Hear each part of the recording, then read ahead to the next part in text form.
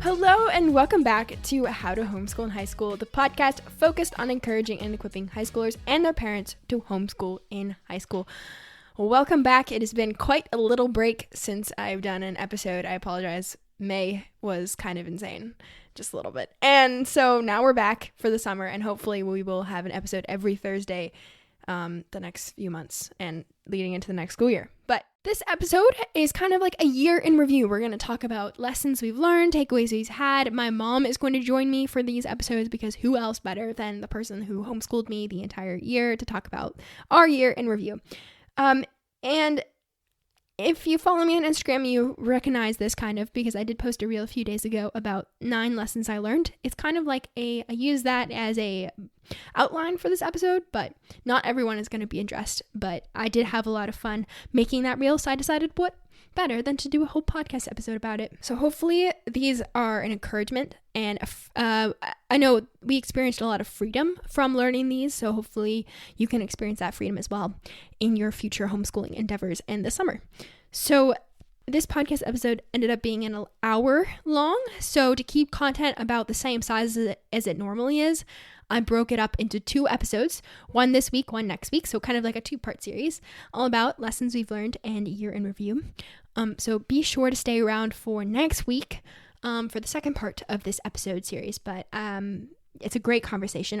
It's one of my favorite conversations we've had so far on the podcast. So without further ado, I think we should just jump right in.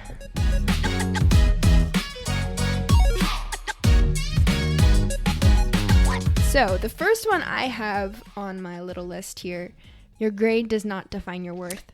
And you learned that pretty early on, I feel like, in the school year. Yeah, so I'll explain a little bit about that. We wanted to start dual enrollment this year at a local college, and we did. And so I've kind of loved math. We started a really good math curriculum. Dr. Shorman, I know I've talked about him before on the episode, on the podcast, but we started his math curriculum a year before, and I just really fell in love with math that year. Right. So, and I want to go into a STEM field.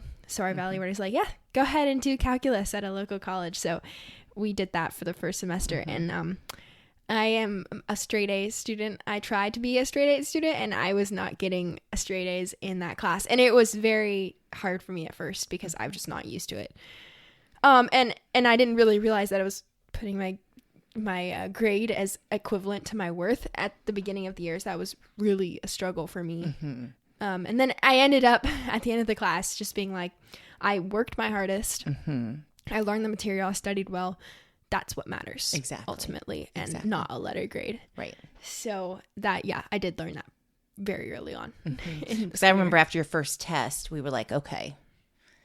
Yeah, that was not cool. It was at my first exam. It was just, I was like, wow. That's a hard class. It's a hard class. And I think you got a B-. Am I right? So it's not like you didn't fail it. No. But for you, it was Oh, yeah. Anything lower. It's a struggle. I'm more of a perfectionist than anything.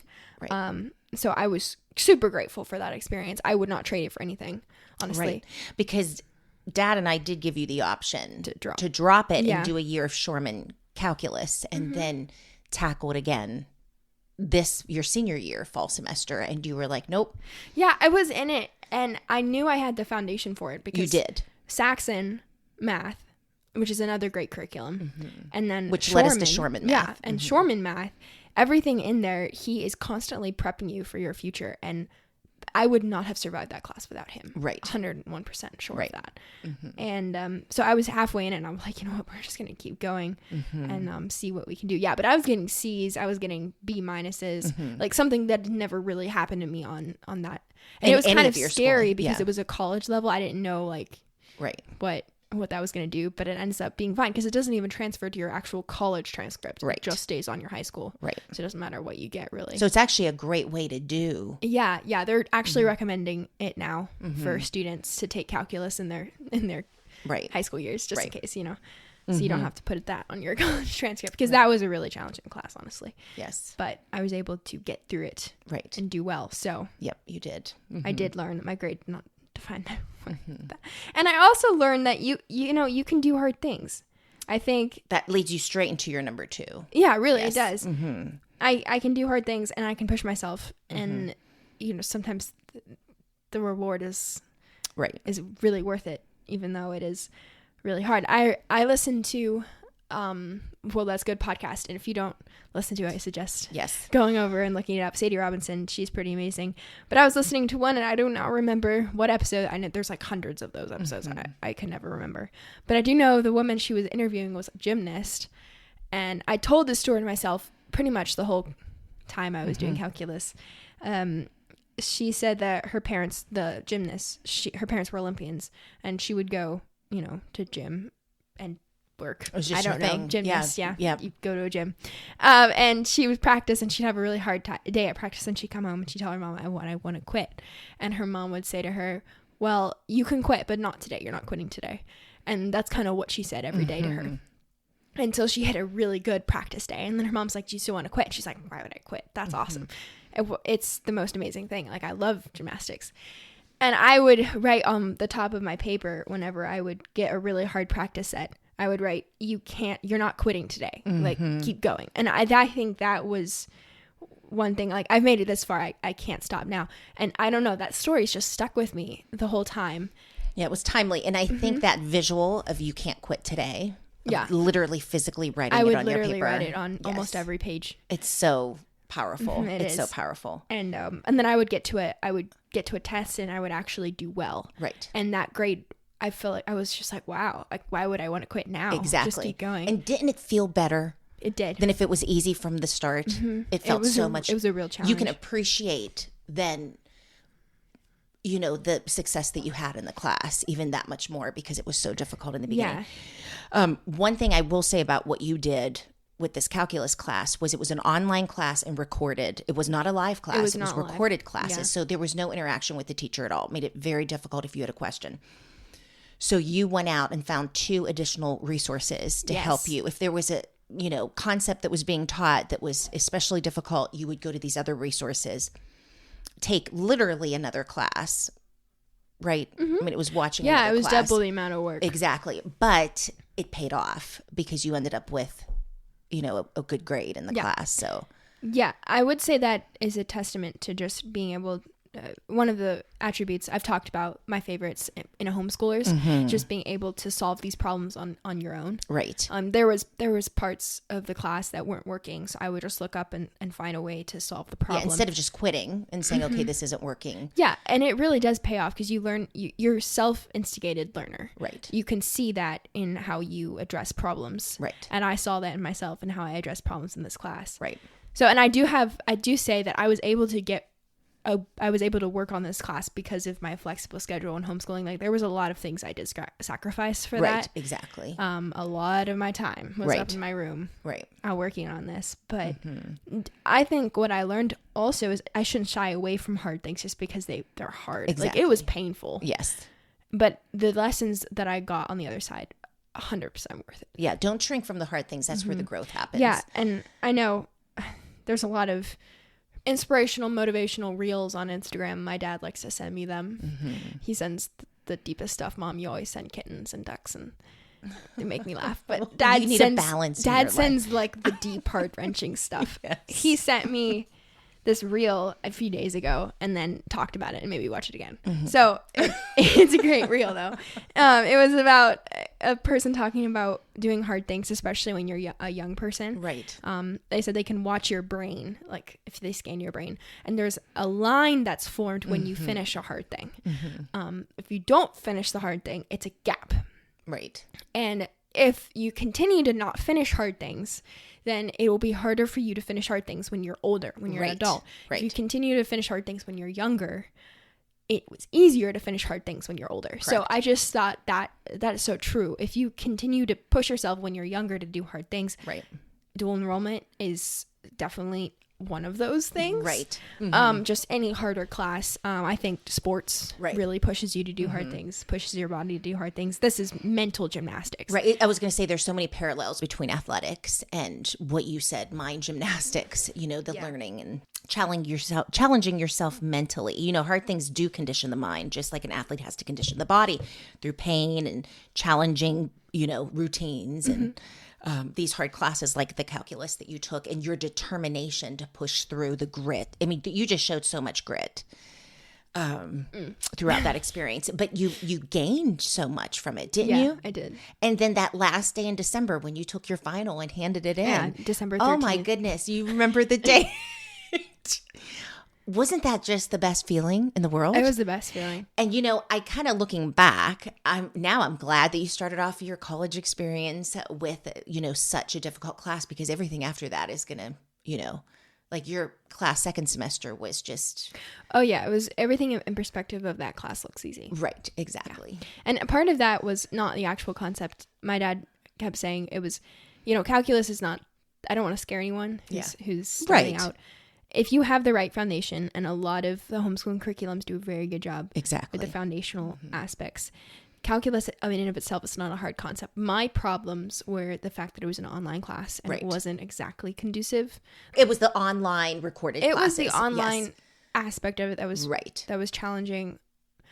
And then I think, it wasn't exactly the calculus portion of it. Right. That was the hardest part. Yeah. So, but I also say this because I push a lot of dual enrollment. I push a lot of like, take advantage of these opportunities, but not every one of them is going to be fantastic. Right. I think I really, like I said, I would not trade this experience. And you learned so much, yes, Nadine. I did. You learned how to, you know, overcome these challenges and going to other resources. And I mean, there was just so much learning that happened. Yeah, not these. They're not going to be easy. Right. They're worth it. They're not going to be Nothing easy. worth it is. Yeah. Yeah, that's true. Nothing worth it is. Easy. Yes. 100% agree. And I feel like I did learn that more. Right. when I Oh my goodness. It's so illustrated in this experience. So dual enrollment, I will continue to push that. Yes. Do it, and do it now, because then you don't get completely overwhelmed when you enter your freshman year of college. Right. Like my friend Anastasia, she's been on the podcast. She's taken in my opinion, she's taken 2 years of college already. Right. And now she's going into the college that she's been at dual enrollment for 2 years. And you know, she knows the people there. Almost a seasoned veteran. I know. Now. She's almost like a junior. Yes. She's not going to graduate next year, but she's almost, in my mind, she's been there for 2 years. Right. And she's so much more comfortable. So much. I mean, obviously it's going to be different because she's living there and not with her family. But there's so much to be gained by that. Right. Even if you do online courses, because then you're cranking some stuff out and you could potentially graduate early. Exactly. And then I think one of the also benefits for doing it in high school is it helps map your future. Because we thought this would be your make it or break it class. True. Because you are thinking about going into engineering. Okay, this will be your make it or break it class. Well, you know, I think is encouraging you to continue to pursue that dream. No, I did not want to give up on. Yeah, if you want to be like a math major or some sort of STEM major, I meant STEM major, not math major. If you want to be a STEM major, I suggest doing these classes just so you get an idea of what because it's not high school level. Like there is a distinct difference, which I don't think I really realized. If there's a distinct difference. So try that out. If you don't like it, then you know now. And right, because we also know students who started taking some classes geared towards a career that they thought they wanted. And after a couple classes, they're like, you know what, we don't want this. Yeah. I want to do this. And now they're on that path. So and it's perfect. It's perfect. Yes. And you just figure that out beforehand. Exactly. So dual. I know this kind of turned into cheaper. Yeah. Oh yes. We didn't even talk about that. Yeah. Yeah, Dad's all for it. Yeah, he is. I didn't really mean for that to happen, but there's a dual enrollment segment for you. Yeah. We'll talk dual enrollment in anywhere we can. Okay, so we talked about your number 1, grade does not define worth, and your number 2, you can do hard things, push yourself. What is your number 3 takeaway from this year? Start now, which it has to do all with my podcast, because I started researching for this. It's almost going to be a year in July. Right. So I had July, and obviously that was summer vacation, so I didn't have as much going on. Got a lot of research in, got all my equipment by my birthday, which was end of August. And then I recorded my first episode in October. It was complete. It was awful. So I re-recorded it, and then I had it, but I didn't release it until November. So it was just like every day I was like, oh, not today. You know, it's not good enough. I can't put my stuff out there. Right. And then finally I got to the point where I'm like, you know what? I just have to do it. Yes. So I just released an episode. I just started now. And if I wouldn't have done that, there was so much that has happened over this year. Right. That I would have never experienced. And opportunities that have been presented before exactly. you. Yes. I would have never had the opportunity to do if I didn't just start. Yeah, and it wasn't like this was a class. So no one, you had to be your own kind of advocate. You had to be your own, I don't know. Yeah. You had to start it yourself. So, and you started it during a very, very hard academic semester. Yeah. Calculus, physics. I mean, you were doing some hard things. And I just had to. You just had to start it. You just felt this desire and you did it. Yeah. And I think I was waiting for it to be perfect. Right. Like, I do not listen to the first episode because I cannot. Because it was just, I don't know. It was not perfect. And I think I just waited too long for it to become perfect. And it never did. Right. And so it got to the point where I was just mulling over it too much. And when I just really needed to release it into the world and see what happened. And what happened was pretty, it was pretty amazing. And it still continues to be a blessing in my life. So right. Just go for it. I love this Elizabeth Elliot quote. Today is mine. Tomorrow is none of my business. If I peer anxiously into the fog of the future, I will strain my spiritual eyes so that I will not see clearly what is required of me now. So if you're constantly waiting for a perfect time, you're just never going to accomplish anything. That's so true. Right. Yeah, that is really true. And I was listening to a lot of people talk about podcasting, and they always said they will get to a point where you just have, like, people have first episodes and they just never release them. Right. Because they're not perfect enough. Right. Just get over that and just start now. And I think I've actually talked about this quote on the podcast, but it's one of those things that has stuck with me. And another Instagram find. It's from a movie, and it's whenever it feels most scary to jump, that's when you jump, or you'll never move forward. That's that's a paraphrase of it. Right. And that's really true. Jump when it feels the scariest, because that's the only way you'll ever move forward. Right. Anyway, just get over it. Start now. And you did. Yeah. Yeah. Like, you don't know if you'll have tomorrow. Just get it out there. Exactly. And if you look at all the wonderful opportunities that have stemmed from this podcast this year, you would have experienced none of them had you not released that episode. And then also some of my friends in my community, I've seen them start now. Audrey with her earring business, and then Annie with her blog. And there's Grace with her Trek Academy. There just continues to be kids in my life, teens in my life, who just continue to start now, and it's really amazing. You don't know what blessing you will be to the community if you just don't go get it out there. Exactly. So that would be my advice. Just go for it. Wonderful. And then my fourth thing that I've learned this year is there is beauty in failure. Probably the hardest lesson. You've learned some hard ones this year of this whole entire school year. Yeah, up there with number one. Right. I think the one thing I learned is it doesn't end there. Right. Because there were a lot of times, especially in, my classes, where I would get a bad grade. And I know a lot of people experience this too. And you kind of feel like giving up. Right. But there's so much to be learned in failure versus success. Right. Because success is just like, oh, look, I did it. Failure's like, okay, what did I do wrong? Right. Let me remember that, and let me do better the next time. And then you also learn a lot about yourself. Right. When you fail. Right. Because am I allowing my grade to define my worth? Is that happening here? Right. Because why do I feel this attacked when I got a bad grade? Yeah. Yeah, is your worth performance based? Exactly. You figure that out when you fail. And I did notice that a lot in myself, and I was just like, red flag. And I was grateful for the failure, because then I wouldn't have never seen it in myself. Right. And then also, it just teaches you perseverance. It does. And endurance and belief in yourself, because all those things would never be a problem if you just succeeded all the time. Churchill says, success is stumbling from failure to failure with no loss of enthusiasm. I love the quotes. Don't you love that? I love these quotes. You're just bringing all the wisdom to the podcast. Yeah, that's so true, because if you fail and then you fail, there's a little loss of enthusiasm there. But if you fail and succeed, then fail. Exactly. It's so true. It's so because you'll never end on a success. Exactly. There's always a failure. I've been there. As a homeschooling parent, I've felt like I've experienced it. Of course, sometimes you feel like you fail every day. You know, how many times I've said to Daddy, I feel like I'm failing them. And, you know, and then he's my little cheerleader. No, you're not. You know, curriculums I bought, never used, or decisions that were clearly not the right ones. But there's so much learning and all of that. These failures are a way of carving out the right path. Do you see it? Like doors closing, you know, okay, clearly I'm not meant to go this direction. Yes. So there is so much beauty in that. So I think we just have to rename it.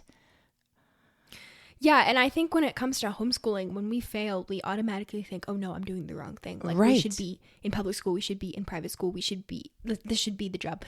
No, don't associate that automatically with homeschooling is bad. Right. Failure is a part of homeschooling because the only way you'll find the right way to go is if you continue to reject some curriculum or reject some opportunity. Okay, this isn't the direction. And I know also you kept saying, oh, I did the wrong thing putting you in this calculus class at the beginning of the year. Do you remember how I struggled? Oh, it was a struggle for you. Because I was like, okay, let's pull you out, give you a year Shoreman. Yeah. Yes. You were doubting yourself like crazy. And I was like, did I jump in this too without knowing what I was doing? And yeah, that's true. It's 100% true. I didn't know what I was doing. But it doesn't mean it necessarily was the wrong choice. No, I don't think it was the wrong choice. Looking back, hindsight's 20/20. Yeah, just having the courage in the middle of it to say, okay, this is all right. You know, this is not, we still know homeschooling is worth it. So we're going to push through this failure, quote unquote, and find what the right way is. Right. So don't associate with homeschooling is because sometimes what we deem as failures at the beginning end up being our biggest successes. Yes, exactly. So, and this is calculus was one of your greatest high school successes, I feel like. Yeah. It made 11th grade quite a challenge, but probably the most rewarding grade of your schooling yet. Yep. Yep. So, and then also I know sports also taught me that very much. Right. There would be races I would run in track that I necessarily wouldn't do the best at, but I learned how to run the race. Right. And I learned a lot more about myself. Right. Than I would have if I didn't. Exactly. If I just succeeded or if I was like miles ahead of everyone else. So there is definitely beauty in that. When I started hurdles this year for the first time, I was really, really bad. Like, okay, I could jump over them pretty well, but it looked like I was doing a grand jeté because I'm a dancer at heart. And that's not how you're supposed to jump over a hurdle. I know that now. But it was a graceful. It was a leap. They kept calling me a gazelle, and I was just like, I don't feel like a gazelle. I feel like I'm like a octopus. That's what I felt like. And so it was not the best at it. Right. And then I was talking to people. I'm like, maybe I should just stop it and just like focus on other things. Right. And sometimes that's necessary. But, I was like, you know what? I think it'll be fun. So and I can jump it. I mean, I can get over it. Yes. And at this point, our team is not that big. Right. So anyone who could do it, just like go run it because we need the points. Right. So I did it. And I ended up, being okay. So I think that there was that failure. There was that beauty in failure. There as well because I kept failing over and over again. We talk about the failing aspect. What about the fear of failing? Oh, of just not doing it because we're afraid we're gonna. Yeah, that's big too. That's very big. I know a friend, Dora. Right. Yeah, she did hurdles with me. She was very good at them, and she kept pushing through that fear. And I was afraid of it. I mean, if you fall on a hurt, it just looks like it's pleasant. Hurt. Yes. And it does hurt. I've never fallen like on the ground. I have hit a hurdle and felt it for days afterward. I think about how many families don't even pursue homeschooling because of the fear of failure. Exactly. And what a missed opportunity that is. Yep. There's a lot of uncertainty in homeschooling. Yes. So, speaking of hurdles, fear is a massive one. It's a hurdle. Yes. Exactly. You just got to hurdle over. We have to leap over that hurdle like a gazelle. Gazelle. No, gazelle. Let me do that again. We have to leap over that hurdle like a gazelle. Yeah. With correct form. A gazelle with correct form. Yeah. So definitely don't be afraid. If you're afraid of homeschooling, there are a lot of people out there. You know what? Starting this podcast, I was unaware of the amazing homeschooling community on Instagram. Worldwide. Yes. It's so encouraging because parents, especially the moms that post who have younger kids, and if that's, you know, more towards where the situation you're in, or if you're a family with a bunch of younger kids, there's so much wisdom in what they post, and it's so encouraging. And I was it's totally untapped, and I was unaware of it. And so through my page, like I made a post recently about like, I think it was 7 homeschoolers you should follow on Instagram. I'm going to do another one because there's a ton of other families that I have found that are so worth following. Because I want people to be able to see these are people that are posting and showing you that this is actually, like, you don't need to be afraid of this. Right. It's a little bit uncertain, but there are paths that people have carved, and there are moms out there who constantly encourage other moms. It's quite beautiful. Right. And yeah, the fear of failure is definitely really real in homeschooling, because especially the mainstream culture will make you feel like you cannot do it. Or anytime you go against the grain. Yeah. There's a lot of misinformation coming from them. Like, oh, parents are unfit to teach their children. Well, there's so much negativity. You have to combat that with the positive, encouraging words. And that's what I think you're discovering this year of of deep diving into this kind of virtual world of homeschooling. That there's so much encouragement out there. And we need that to combat the negativity that so many parents are faced with. Especially, I mean, like we've been doing this for years. So now I feel like we've developed a thick skin. But for these newbies, it's hard. It's really hard to fight that. Every single question is it's feeding the worry. It's feeding the fear monster. Yeah, that's what it is. Yeah. So combat that with these people on Instagram. I will share more of them. Yeah, it's so encouraging. And Facebook too. Right. I'm just more familiar with Instagram. And then I have one other point on the beauty and failure. I think there's a lot of times that in when I'm doing content, I'll post a reel that doesn't do very well, and I'll be like a little discouraged, like discouraged, like success is going from one failure without any loss of enthusiasm. So I lose enthusiasm when that happens.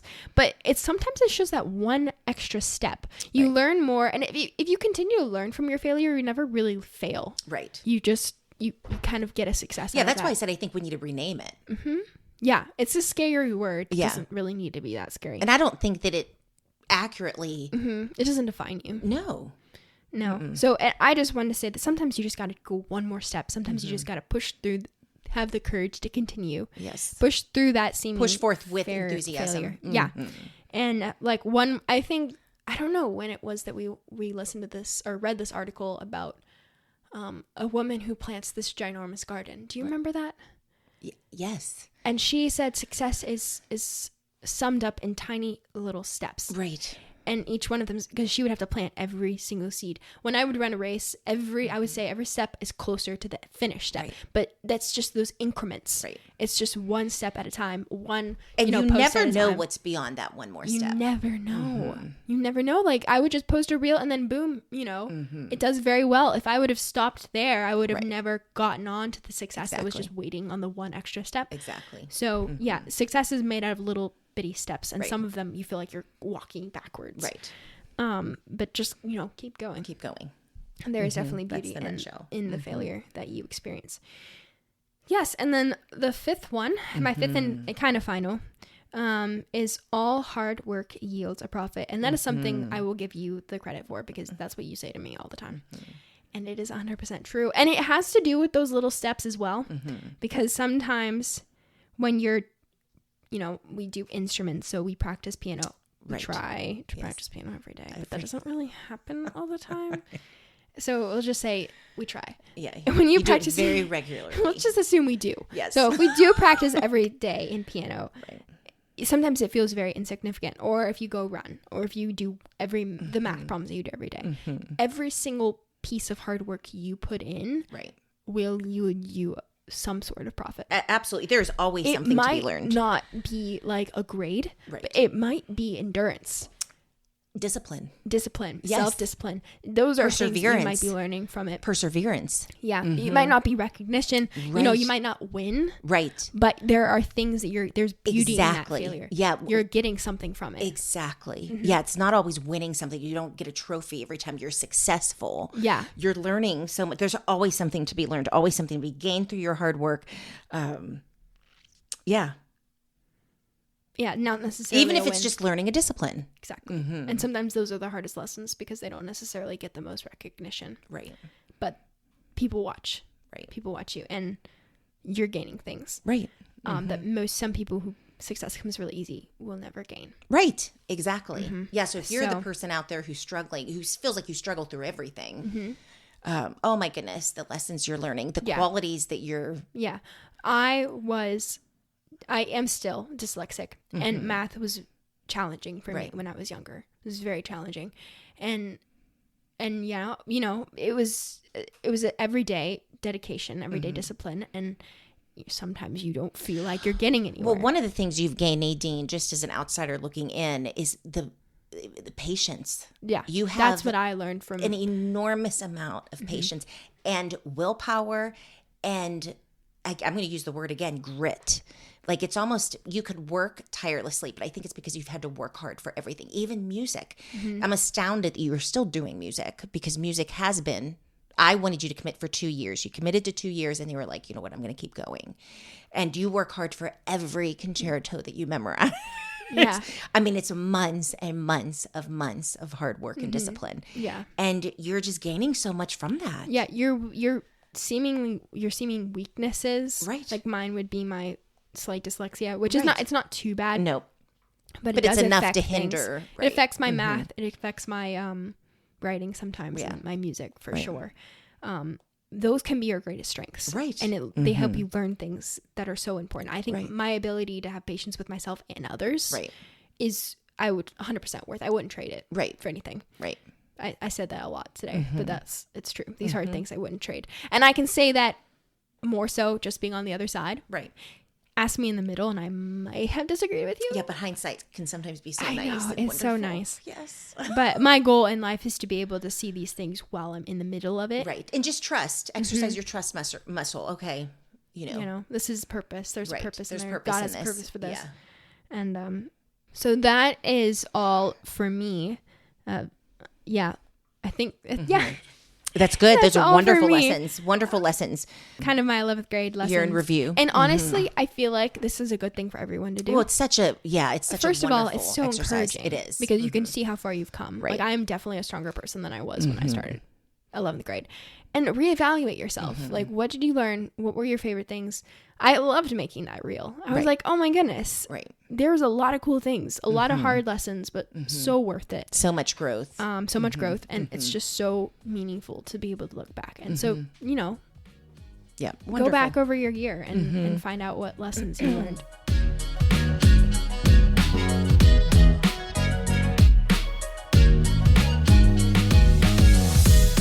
That is it for today's episode. Next week, we will hear more from my mom and her 3 takeaways she got from this school year. I hope you enjoyed this episode as much as I enjoyed recording it with my mom. And I hope you will join us next week for the second part in this series. Please follow me on Instagram or Facebook to keep up with all the reels and posts that I make for my page. And feel free to email me with any questions you may have so we can continue to make this podcast as helpful to you as possible. Again, thank you for all the support, and we will see you all next week. Bye.